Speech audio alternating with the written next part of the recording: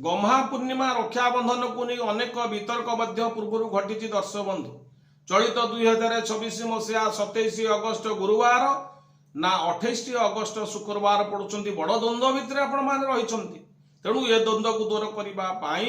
27 August 2026 गुरुवार दिन सकाळ 9:09 ठारू पूर्णिमा जेहेतु आरंभ होउछंदी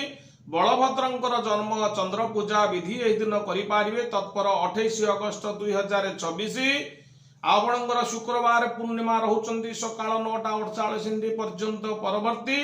आपणकर एही दिन जेहेतु सूर्य उदय को पूर्णिमाटी भोग होउछंदी जगन्नाथ धर्म संस्कृत उत्कलीय परंपरा अनुसार पंजिकार आपणकर विधि अनुसार सूर्य उदय को जो तिथि भोग होता है से दिन आम पालन करिथाउ तेणु दर्शक बंधु 28 अगस्ट 2026 शुक्रवार दिन आपणकर राखी बंधन करवा रक्षा बंधन रक्षा सूत्र बंधन करवा यह दिन पवित्र दिवस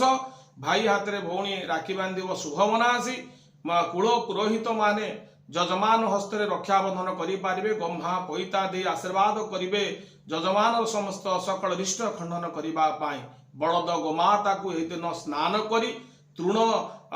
पिठा खाइबा को दे चंदन सिंदूर दे पूजा करा जाय थाए फूलमाल पके पवित्र दिवस होउचंदी 28 अगस्त 2026 शुक्रवार दिन करि पारिबे द्वंद्व थिबो सकाळ 9:48 मध्य रे बांधिबो